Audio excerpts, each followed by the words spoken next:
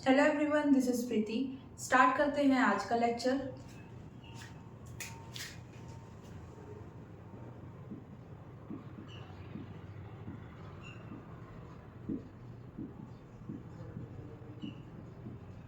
कल हमने magnetic force के बारे में पढ़ा था, जिसका फॉर्मूला था वेक्टर फॉर्म में।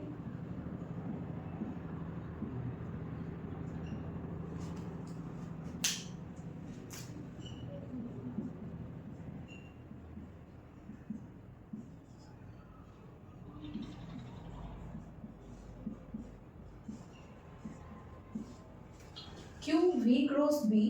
और अगर हम बात करें मैग्नीट्यूड फॉर्म की,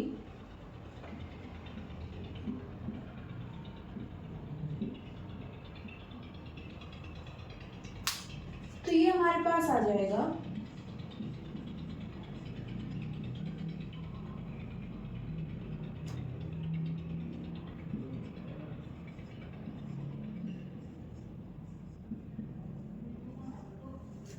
ओके। अब इसी फॉर्मूले पर बेस्ड हम टू केसेस करने वाले हैं। हमने कल बोला था कि देखो, मैग्नेटिक फोर्स जीरो नहीं होना चाहिए। और ये कब कब जीरो हो सकता है? अगर हमारे पास जो चार्ज है, जो पार्टिकल मूव कर रहा है, उसके पास कोई चार्ज ही नहीं है, ना तो वो पॉजिटिव चार्ज है और ना ही नेगेटिव, तो ये क्या हो सकता है? जीरो। अगर वो कोई पार्टिकल एग्जिस्ट तो कर रहा है लेकिन वो मूव नहीं कर रहा है, मीन्स वो रेस्ट पर है, अगेन क्या हो जाएगा? फोर्स जीरो हो जाएगा। मैग्नेटिक फील्ड तो होनी ही चाहिए डेफिनेटली, ओके, तभी वहां पर मैग्नेटिक फोर्स आएगा। तो तीन तो ये टर्म्स थी, ये होना नेसेसरी है किसके लिए? अगर वहां पर हम चाहते हैं कि मैग्नेटिक फोर्स एग्जिस्ट करे। अब इसके बाद यहाँ पर आता है एंगल। साइन थीटा भी यहाँ पर नॉन जीरो होना चाहिए। ओके, साइन थीटा कब कब जीरो हो सकता है? साइन थीटा की वैल्यू या तो एंगल यहाँ पर जीरो आ जाए या फिर 180। उससे अलग जितने भी हमारे पास एंगल हैं, वहां पर हमें कुछ ना कुछ मैग्नेटिक फोर्स की वैल्यू मिल जाएगी। अब यहाँ पर जो ये केसेस हैं, ये किससे रिलेटेड है? कल जब हमने मैग्नेटिक फोर्स पढ़ा था, तो हमने एक टर्म यूज की थी, डिफ्लेक्शन।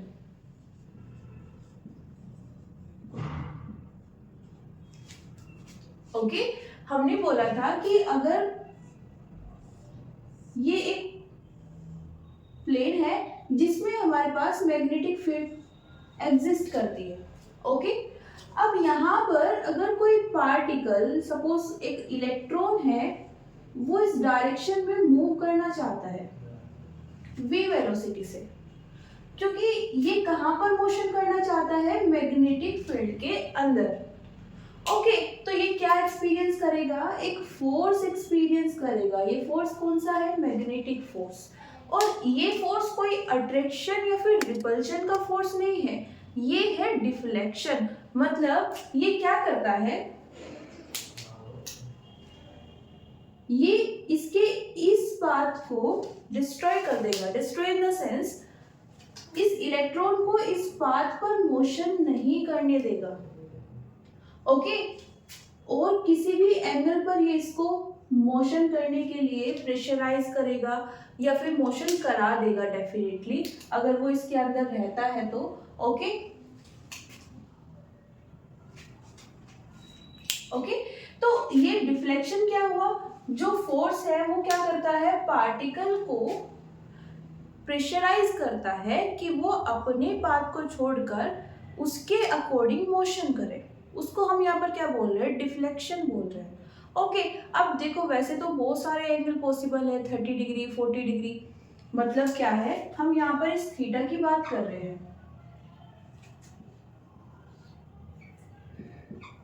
इस थीटा के अकॉर्डिंग फोर्स वर्क करेगा। 0, 180, 60, 30, 45, 35, ये एंगल कुछ भी हो सकता है। ये एंगल है कौन सा? जो वेलोसिटी है और जो मैग्नेटिक फील्ड है, उनके बीच का एंगल, ओके।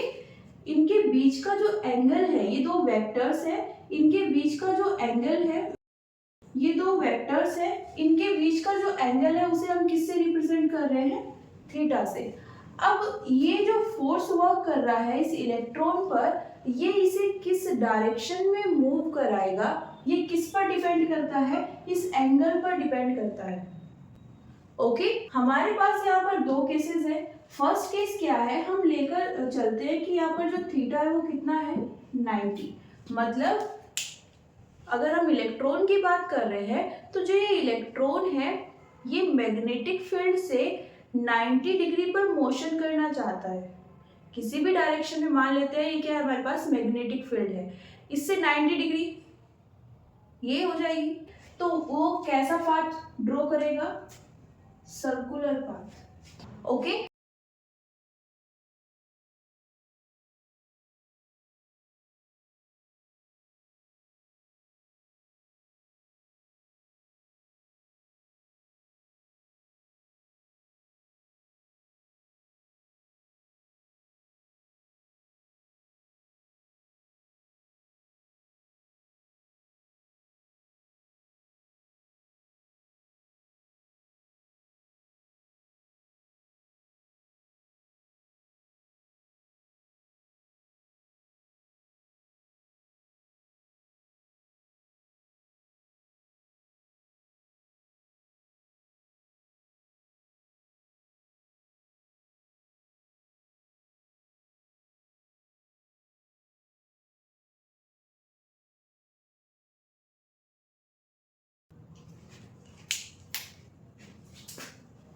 इस बोर्ड का ये वाला पोर्शन हम यूज कर लेते हैं।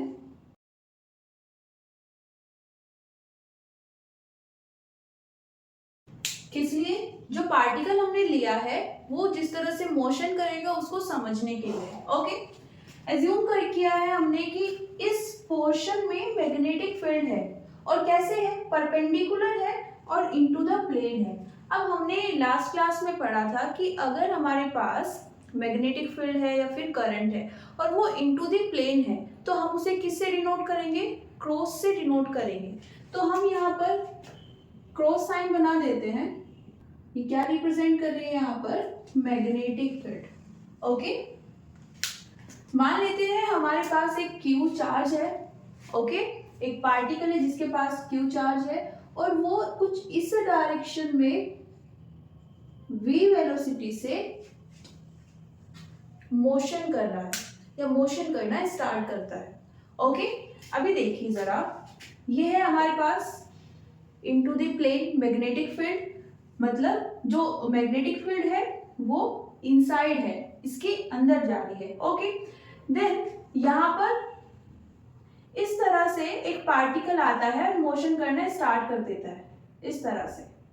तो दोनों के बीच में एंगल कितना हो गया, 90। ओके, 90 डिग्री एंगल है। 90 डिग्री एंगल है तो यहाँ पर देखो ये फोर्स, मैग्नेटिक फोर्स के एग्जिस्ट करने के लिए हमें Q चाहिए होगा, V चाहिए होगा, B चाहिए होगा। ये तो ऑलरेडी है। ओके, साथ में साइन थीटा हमें यहाँ पर मिल गया है। थीटा कितना है, 90। ओके, तो यहाँ पर फोर्स कितना आ जाएगा, QVB। ओके, तो अगर ये पार्टिकल इस पोर्शन में, इस पेपर में क्या करता है, मोशन करता है, किसके अंदर, मैग्नेटिक फील्ड के अंदर, देन ये क्या एक्सपीरियंस करेगा, एक फोर्स। अब इस फोर्स की डायरेक्शन कैसे निकालें, हमने कल भी पढ़ा था कि या तो आप कैसे निकाल सकते हो, यूनिट वेक्टर्स को यूज करके। लेकिन यहाँ पर हमने एंगल को तो डिफाइन किया है कि 90 है, ठीक है। मैग्नेटिक फील्ड और वेलोसिटी इनके बीच में जो एंगल है वो कितना है, 90। हमने यहाँ पर कोई भी यूनिट वेक्टर मेंशन नहीं किया है, तो यहाँ पर क्या करेंगे, राइट हैंड रूल को यूज करेंगे। ओके, यूज करते हैं, अपनी 3 फिंगर्स को लेंगे। ओके, थंब और 2 फिंगर्स। अब क्या करना है, यहाँ पर ये किसको डिनोट करती है, मैग्नेटिक फील्ड को, और ये वाली फिंगर वेलोसिटी को। तो इन दोनों को अरेंज करेंगे। Okay, 1 by 1। और ये क्या बताता है, डायरेक्शन ऑफ फोर्स, ये खुद से अरेंज हो जाएगा। द मोमेंट आप इन दोनों को अरेंज कर लेते हो ये खुद से अरेंज हो जाएगा। ओके, क्या करना है, वेलोसिटी को शो कर रही है, वेलोसिटी इस तरह से है। ओके, मैग्नेटिक फील्ड इनसाइड है, ओके, ये है ऊपर की साइड और ये इनसाइड, तो इस तरह से आ जाएगा, ओके। ये मैग्नेटिक फील्ड, ये वेलोसिटी, तो ये क्या बता रहा है, डायरेक्शन ऑफ फोर्स, इस तरह से, ओके। देखो एक्चुअली में जो तुम्हें डायरेक्शन मिलेगी वो फोर्स की, वो गलत ना हो इसके लिए क्या करना होगा, तीनों को परपेंडिकुलर रखना है, ओके, स्ट्रेट रखना है, ये ऊपर नीचे नहीं होना चाहिए था, ओके, तीनों 90 डिग्री पर होनी चाहिए, ओके। तो ये हमारे पास आ गई इस पॉइंट के लिए। जब इस पॉइंट पर हमारा पार्टिकल होगा तो उस पर फोर्स कहाँ पर लगेगा, इनसाइड। मान लेते हैं कि ये मोशन करता हुआ किसी इस पॉइंट पर आ जाता है, ओके। अब ये इस तरह से मोशन कर रहा है, ओके। अभी वेलोसिटी कहां पर चली गई है, देखो मैग्नेटिक फील्ड तो फिक्स है इनसाइड इनटू द प्लेन, ये कैसे आ गया है, कुछ इस तरह से, है ना, कुछ इस तरह से, तो ये क्या आ जाएगा, फोर्स इनटू द प्लेन। अपने हाथ से करोगे देन समझ में आ जाएगा और अच्छे से, ओके। यहां पर ले लेते हैं एक पॉइंट, वेलोसिटी कुछ इस तरह से, okay. Again magnetic field into the plane और वेलोसिटी वेक्टर इस साइड आ गया है, ओके। तो थंब कहां पर जाएगा, नीचे की साइड,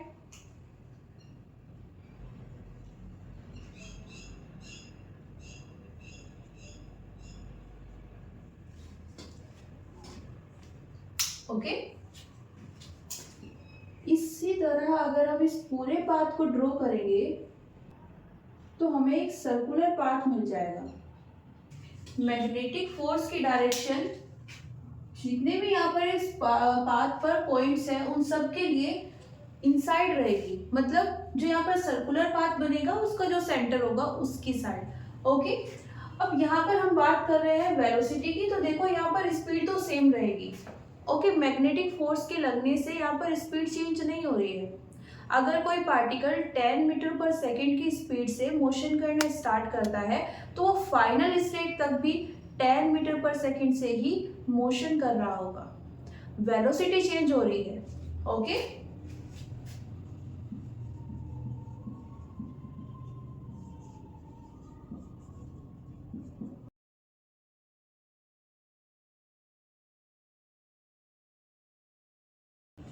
वेलोसिटी चेंज हो रही है, मतलब देखो वेलोसिटी दो तरह से चेंज हो सकती है, या तो आप उसके मैग्नीट्यूड को चेंज कर दो या फिर डायरेक्शन को, या फिर आप दोनों को चेंज कर दो। हमने बोला स्पीड कांस्टेंट है, मतलब क्या है, वेलोसिटी का जो मैग्नीट्यूड आता है उसको हमने कांस्टेंट कर दिया है। वेलोसिटी का मैग्नीट्यूड ही क्या होता है, स्पीड होता है ना, तो हमने स्पीड को तो कांस्टेंट कर दिया, तो मैग्नीट्यूड तो कांस्टेंट हो गया। अब अगर वेलोसिटी फिर भी चेंज हो रही है मतलब डायरेक्शन चेंज हो रही होगी, और ये किसकी वजह से चेंज हो रही है, फोर्स की वजह से। तो इसको इस तरह से समझ सकते हो कि अगर इनिशियली वेलोसिटी ये थी, फोर्स ये था, तो ये जो नई वाली वेलोसिटी मिली है ना हमें इस पाथ पर, ओके, वो क्या है, रिजल्टेंट है, ओके। एक फोर्स वो खुद से लगा रहा था मोशन करने के लिए, एक इनसाइड में लगा, तो जो उसका दोनों का रिजल्टेंट आया उसके कारण ये वेलोसिटी, ओके। अब देखो यहाँ पर कॉन्सेप्ट आता है सेंट्रीपिटल फोर्स का।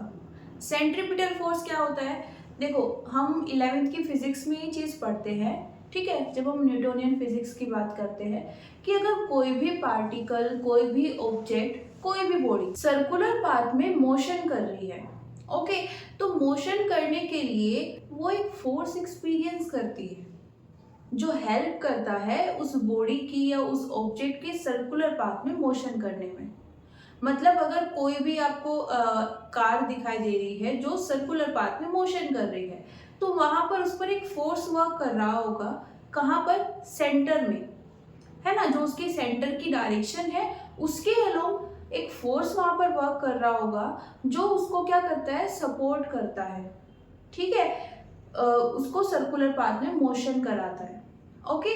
तो इस फोर्स को हम क्या बोलते हैं, centripetal force, okay.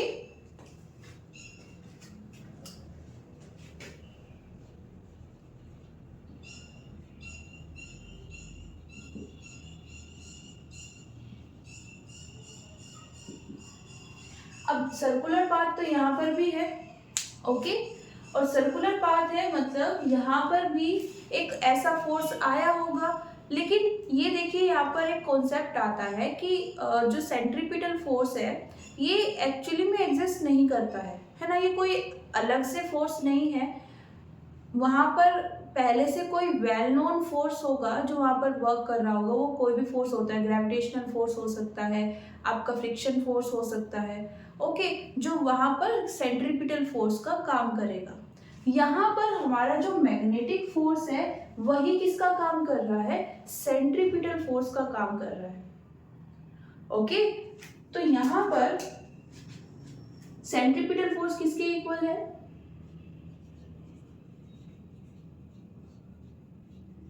Magnetic force की, ओके। इक्वेशन नंबर 1 लिख लेते हैं, ओके। यहाँ पर सेंट्रीपिटल फोर्स जब आता है तो इसका फॉर्मूला हम यूज करते हैं mv²/r। m क्या होता है यहाँ पर, मास ऑफ दैट ऑब्जेक्ट और पार्टिकल। अगर कोई कार या कोई साइकिल एक सर्कल में मूव कर रही है तो उस साइकिल का कितना मास है वो हमें चाहिए होगा। हम यहाँ पर किसकी बात कर रहे हैं, एक पार्टिकल की बात कर रहे हैं, है ना, उसी का मास लेंगे।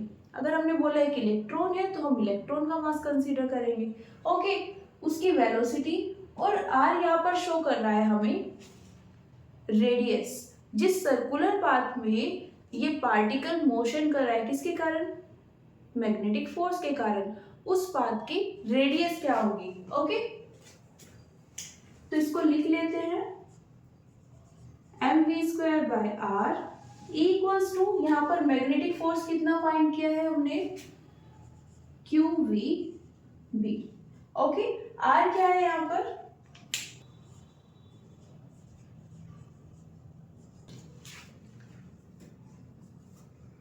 ओके, तो यहां तक नोट कर लीजिए, उसके बाद आगे मूव करते हैं,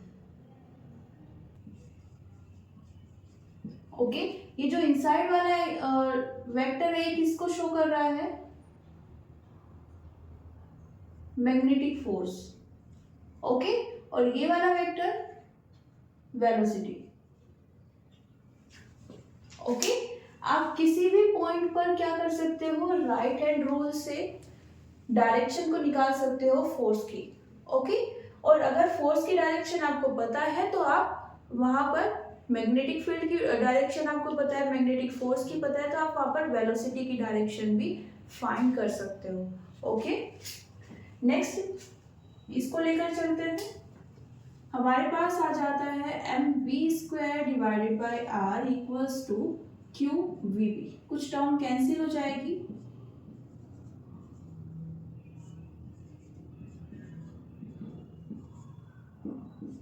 तो यहां से हमारे पास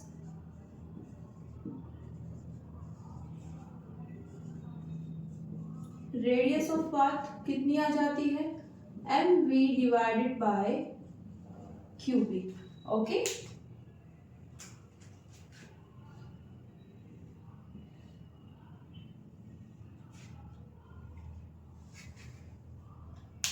अब इसको हम डिफरेंट डिफरेंट फॉर्म्स में लिख सकते हैं, ओके। कैसे, हमने बोला है कि हमारे पास जो पार्टिकल है उसका मास कितना है m, और v क्या है, उसकी वेलोसिटी,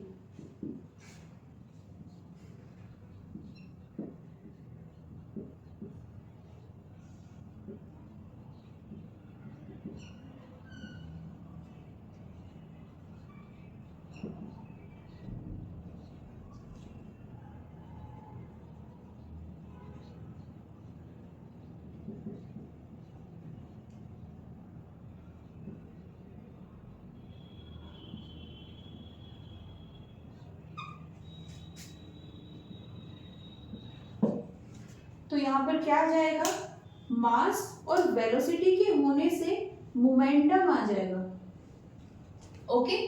तो यहाँ पर रेडियस क्या आ जाएगी किसकी टर्म्स में, मोमेंटम की, p/qb,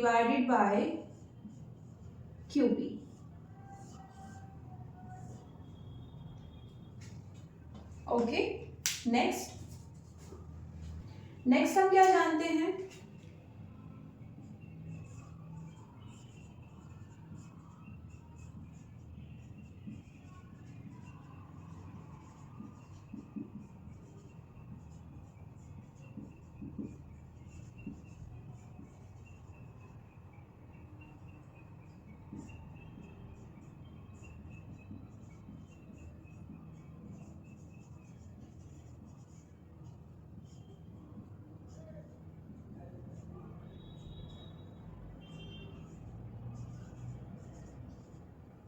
अगर कोई पार्टिकल v वेलोसिटी से या v स्पीड से क्या कर रहा है, मोशन कर रहा है ना। यहाँ पर आपको वेक्टर की जरूरत नहीं होती, स्पीड होनी चाहिए। ओके, उसका हम स्क्वायर ले लेते हैं, तो अगर वेक्टर होगा तो उसका भी स्क्वायर आ जाएगा। तो बेसिकली यहाँ पर स्पीड की जरूरत होती है, स्पीड है तो हमें क्या मिल जाएगी, काइनेटिक एनर्जी। तो हम जिस पार्टिकल की यहाँ पे बात कर रहे हैं, क्योंकि उसके पास में मास भी है, वेलोसिटी भी है, तो उसके पास मोमेंटम भी आ जाएगा और काइनेटिक एनर्जी भी आ जाएगी। ओके, इसके अकॉर्डिंग यहाँ पर क्या लिख सकते हैं हम, देखो mv² को क्या लिख सकते हैं, 1/2। ओके, m की मल्टीप्लाई करते हैं ऊपर भी और नीचे भी, कितना आ जाएगा। ओके, इसको क्या लिख सकते हैं, p² / 2m। ओके, ये कितना आ जाएगा, E equals to p² / 2m। तो यहां से क्या लिख सकते हैं, 2m/E²। ओके, k यहाँ पर क्या डिनोट कर रहा है कि यहाँ पर जिस एनर्जी की हम बात कर रहे हैं वो कौन सी है, काइनेटिक एनर्जी। यहाँ पर E इलेक्ट्रिक फील्ड को डिनोट नहीं कर रहा है। ओके, ये क्या डिनोट कर रहा है यहाँ पर, एनर्जी को, काइनेटिक एनर्जी को। ओके, तो इसके अकॉर्डिंग रेडियस ऑफ पाथ कितनी लिख सकते हैं, r equals to √2m E/QB।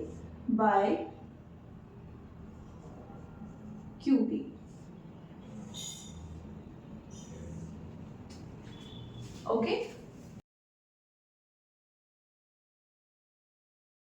एक रिप्लेसमेंट ये हुआ है यहाँ पर, दूसरा ये, एक और देखते हैं। ओके, हमने वर्क एनर्जी थ्योरम पढ़ी है। ओके, क्या होती है, वर्क डन किसके इक्वल होता है, चेंज इन काइनेटिक एनर्जी। यहाँ पर वर्क डन कौन कर रहा है, magnetic force on the charge particle.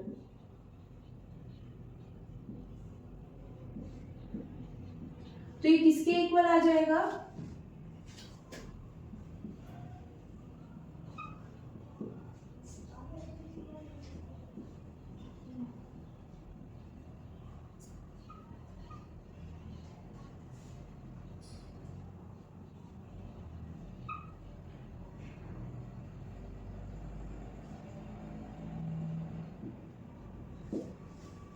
मतलब यहाँ पर जो मैग्नेटिक फोर्स वर्क कर रहा है, ओके, किस पर, चार्ज पार्टिकल पर, उसके कारण क्या होगा, जो पार्टिकल की काइनेटिक एनर्जी है वो चेंज हो जाएगी। ओके, तो हम इसे क्या लिख सकते हैं, k final minus k initial. Okay, change हुआ है ना, तो फाइनल माइनस इनिशियल। ओके, यहाँ पर फाइनल ले लेते हैं,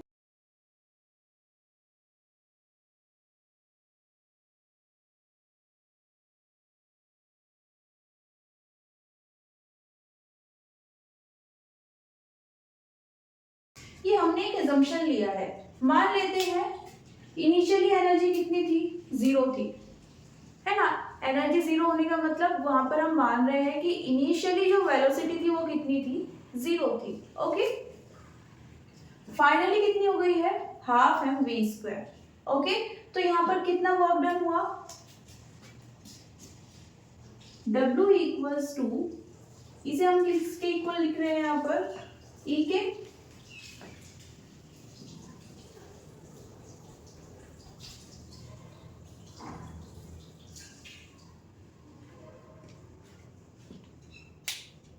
ओके, फर्दर क्या कर सकते हैं,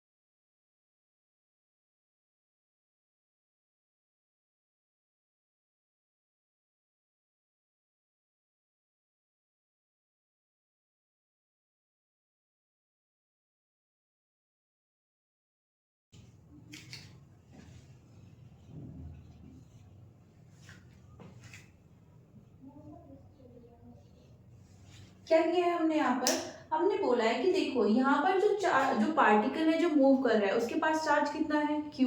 और हमने फर्स्ट सेकंड थर्ड चैप्टर में क्या पढ़ा है, अगर कहीं पर भी चार्ज रखा है, ओके, ये चार्ज मूव कर रहा है, तो उसके चारों ओर एक ऐसा रीजन आ जाएगा जहां पर कोई दूसरा चार्ज आता है तो क्या एक्सपीरियंस करेगा, एक फोर्स, मतलब वहां पर एक इलेक्ट्रिक फील्ड प्रोड्यूस हो जाएगी।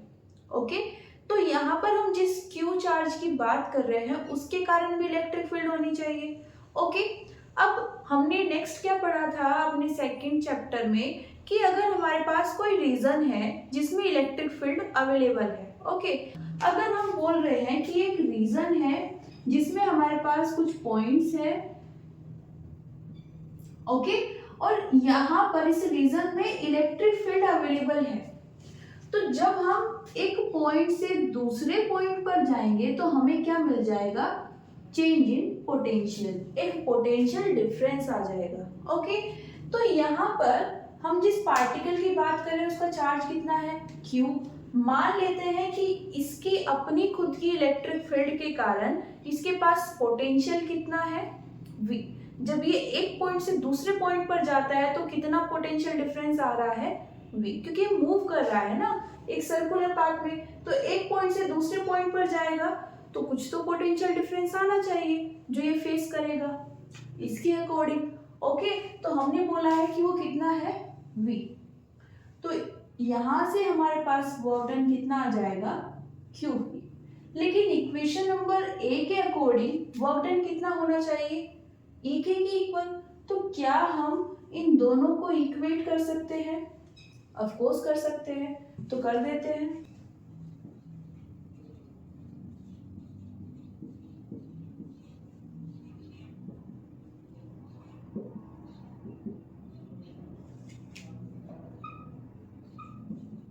सो आर को हम क्या लिख सकते हैं, E के रिप्लेस हो जाएगा किससे, QV से,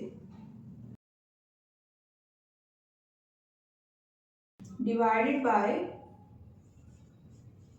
QV। ओके,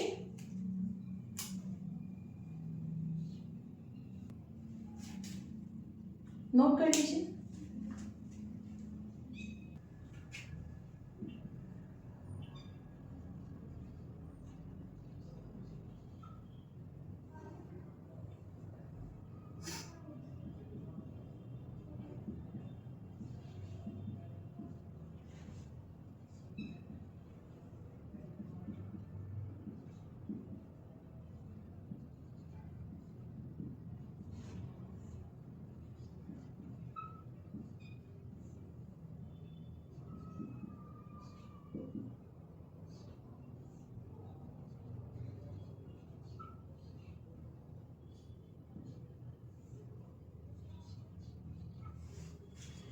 कुछ हमारे पास फॉर्म्स आ गई है किसकी, radius of circular path. Okay, next क्या कर सकते हैं हम यहाँ पर,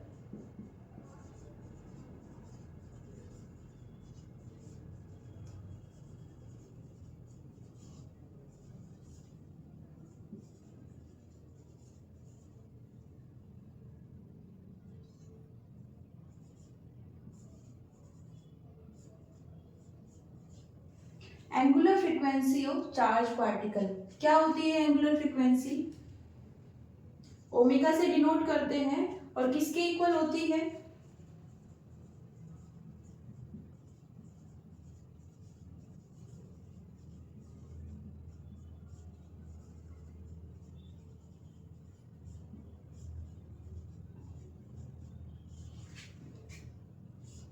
चेंज इन एंगुलर डिस्प्लेसमेंट पर सेकेंड। मतलब क्या है, देखो अगर हम यहाँ पर एक सर्कल बना दे, ओके, सेंटर होगा हमारे पास, कोई पार्टिकल यहाँ पर है, ओके, पर सेकेंड ये कितना एंगुलर डिस्प्लेसमेंट कवर कर रहा है, या इसका कितना एंगुलर डिस्प्लेसमेंट हमें यहाँ पर चेंज की फॉर्म में मिल रहा है। मान लेते हैं ये किसी पोजीशन पर है, यहाँ पर कितना एंगल है इसका, थीटा। ओके, टी टाइम के बाद ये यहाँ पर आ जाता है, ये थीटा 1 है, यहाँ पर आ जाता है, अभी कितना हो गया है, थीटा 2। तो टी टाइम में इसने कितना चेंज किया, थीटा 1 से थीटा 2, तो कितना चेंज आया पर सेकेंड,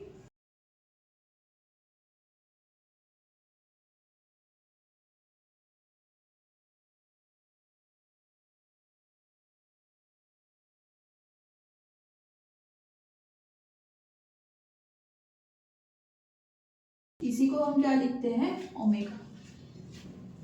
ये एंगुलर डिस्प्लेसमेंट बेसिकली क्या है, कितना एंगल चेंज हो रहा है पर सेकंड, वो कितना एंगल कवर कर रहा है। हमने बोला कि पर सेकंड वो 10 डिग्री एंगल कवर करता जा रहा है ना, 10 डिग्री का इंक्रीजमेंट होता जा रहा है, ठीक है, अभी 30 था, अभी 40, फिर 50 पर सेकंड वो ये चीज कर रहा है। देन ये क्या आ जाता है हमारे पास, एंगुलर फ्रीक्वेंसी, जिसमें हम एंगुलर फॉर्म में डिस्प्लेसमेंट मेजर करते हैं। v क्या होता है, हम v की बात करते हैं जब हम लीनियर वेलोसिटी की बात कर रहे हैं, लीनियर मोशन, मतलब हम एक लाइन के अलोंग मोशन कर रहे हैं। ओमेगा क्या हो जाएगा,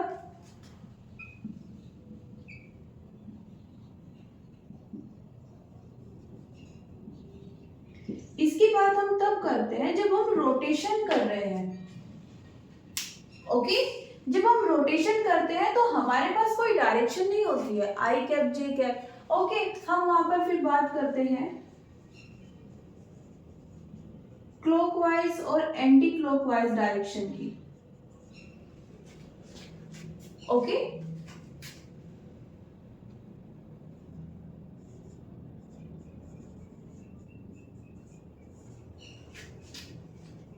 और अगर यहाँ पर हमें स्पीड चाहिए तो फिर हम लीनियर जो मोशन में हम बोल रहे थे स्पीड, हम वो वाली स्पीड नहीं लेंगे, हम यहाँ पर रोटेशन वाली स्पीड लेंगे। रोटेशन वाली स्पीड मतलब अगर हम यहाँ पर लिखते हैं v को, v क्या होता है, डिस्प्लेसमेंट पर सेकेंड, है ना। अगर कोई ऑब्जेक्ट यहाँ से यहाँ पर गया है t टाइम में, तो वो क्या हो जाएगा, ये इसका डिस्प्लेसमेंट हो गया, है ना, एक लाइन के अलोंग आया है। जब हम रोटेशन की बात करते हैं तो इसको तो भूल जाओ। ओके, हमें क्या चाहिए होगी, अगर वेलोसिटी चाहिए तो हम क्या बोलेंगे, हमें एंगुलर वेलोसिटी चाहिए, ना कि लीनियर, ठीक है। हमें लीनियर वेलोसिटी भी नहीं चाहिए होगी, हमें क्या चाहिए होगी, एंगुलर वेलोसिटी चाहिए होगी, जिसे हम किससे रिप्रेजेंट करते हैं, ओमेगा से। और इसे अगर हमें मेजर करना है तो हम क्या यूज करते हैं, D theta by D T. Angle में कितना चेंज हो रहा है पर सेकेंड, वही क्या हो जाता है, चेंज इन एंगल, हम बोलते हैं एंगुलर डिस्प्लेसमेंट, ठीक है। इस चेंज को क्या बोलते हैं, एंगुलर डिस्प्लेसमेंट।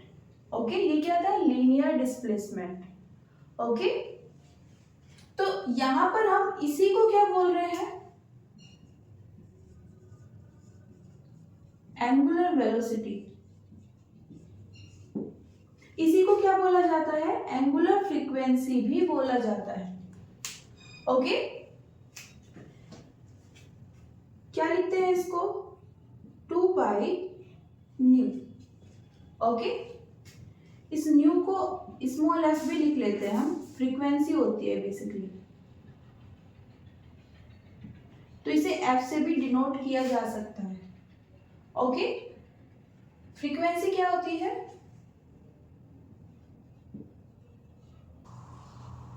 एक सेकंड में हम जिस पार्टिकल की बात कर रहे हैं उसने कितने नंबर ऑफ सर्कल्स को कंप्लीट किया है या कितने रिवॉल्यूशन को कंप्लीट किया है। मतलब अगर हम अपने सर्कल में इस पार्टिकल की बात करें, ओके, तो ये एक सेकंड में कितनी बार इस पाथ को कंप्लीट कर लेगा, तो वो क्या हो जाएगी उसकी फ्रीक्वेंसी। मान लेते हैं कि ये 1 सेकंड में 3 टाइम्स इस सर्कल को कंप्लीट कर लेता है, मतलब ये 3 टाइम्स इस पूरे सर्कल में घूम जाता है, कितने टाइम में, 1 सेकंड में, तो इसकी फ्रीक्वेंसी कितनी हो जाएगी, न्यू।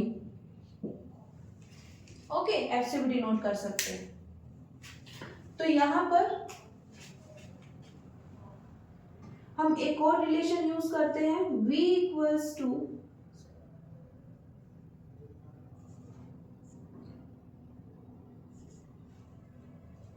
ओके, इसकी वैल्यू लेते हैं, यहां से r की वैल्यू जब हम रखेंगे कितना आ जाएगा, तो यहां से ओमेगा कितना आ गया, क्यू बी बाय एम।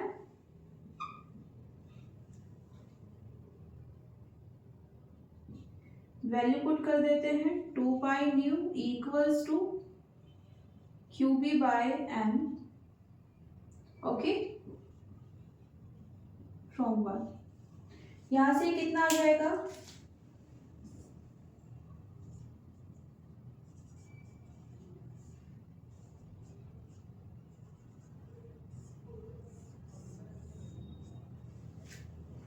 तो ये आ जाती है इसकी फ्रीक्वेंसी। ओके, टाइम पीरियड को कैपिटल टी से डिनोट करते हैं और ये इक्वल होता है 1 बाय न्यू, तो ये कितना आ जाएगा, 2 पाई एम बाय क्यू बी।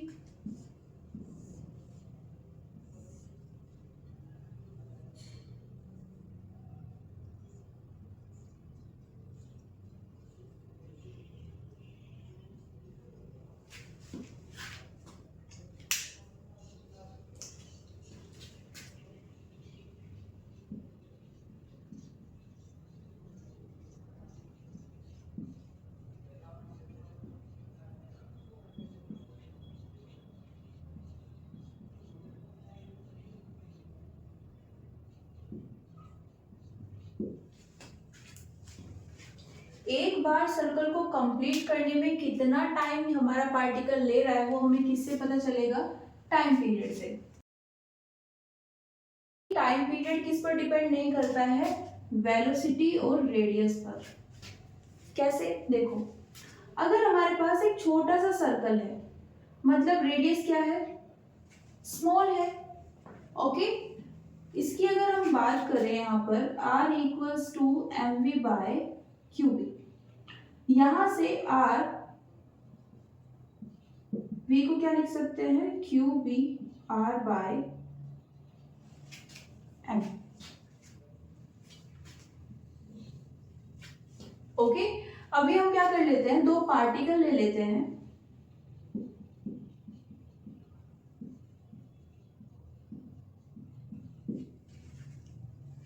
दोनों के पास चार्ज कितना है, Q, मास कितना है, M, और मैग्नेटिक फील्ड जिसमें वो मूव कर रहे हैं, B। ओके, मैंने बोला कि ये वाला पार्टिकल, इसकी रेडियस R1 है और काफी कम है। ओके, ये इसकी रेडियस है R। ओके, इसको ले लेते हैं R2 और मान लेते हैं काफी ज्यादा बड़ी है।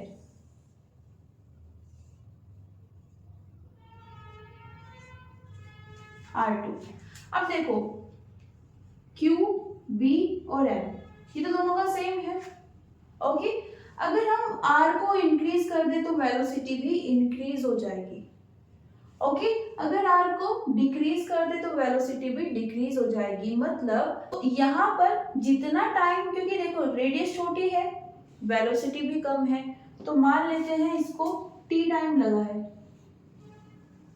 ठीक है, एक सर्कल कंप्लीट करने में। अब यहाँ पर वेलोसिटी ज्यादा है लेकिन रेडियस भी तो ज्यादा हो गई है ना, तो इस कंप्लीट पाथ को कवर करने में उसे टाइम फिर से उतना ही लगेगा। समझ रहे हो? यहाँ पर जो ये फॉर्मूला है ये क्या बताता है कि देखो तुम जितनी चाहे यहाँ पर वेलोसिटी ले लो और रेडियस ले लो, वो एक दूसरे को बैलेंस कर लेंगे और मैं फिर भी सेम रहूंगा। ओके, कितने भी पार्टिकल आ जाए, अगर हम दो इलेक्ट्रॉन्स की बात कर रहे हैं, मास सेम है, चार्ज सेम है, सेम मैग्नेटिक फील्ड में मूव कर रहे हैं, एक की रेडियस कितनी है 2 सेंटीमीटर और एक की कितनी है 5 सेंटीमीटर, उसी के कॉरेस्पॉन्डिंग इसकी वेलोसिटी आ जाएगी, मान लेते हैं 5 मीटर पर सेकेंड और इसकी आ जाती है 7 मीटर पर सेकेंड। ओके, ओके, अब यहाँ पर जितना टाइम ये लेगा उतना ही टाइम ये भी लेगा। उसकी वेलोसिटी ज्यादा है लेकिन रेडियस भी तो ज्यादा है ना, ज्यादा स्पीड से वो कवर कर रहा है लेकिन पाथ भी तो ज्यादा कवर कर रहा है ना, तो टाइम पीरियड उतना ही आएगा। इसकी स्पीड कम है लेकिन रेडियस भी कम हो गई। ओके, तो टाइम पीरियड दोनों का सेम रहेगा। ओके, तो ये हमारे पास कुछ वैल्यूज आती है, वैल्यूज बोल सकते हैं, फॉर्मूला बोल सकते हैं। ओके, जो हमें कैसे मिली है केस नंबर 1 से, जब हमारे पास जो पार्टिकल है वो सर्कुलर पाथ पे मोशन कर रहा है। ओके, और किसके कारण कर रहा है, क्योंकि उसने जब एंट्री की मैग्नेटिक फील्ड में तो उसकी वेलोसिटी की जो डायरेक्शन थी, किससे, मैग्नेटिक फील्ड की डायरेक्शन से, वो कितनी थी 90, उसके कारण उसने क्या बनाया सर्कुलर पाथ। अगर 90 से अलग कोई एंगल आता है तो उसका पाथ चेंज हो जाएगा। ओके, वो करेंगे नेक्स्ट क्लास में। ओके, अभी के लिए नोट कर लीजिए। तो आज के लिए इतना ही। Thank you everyone, see you soon.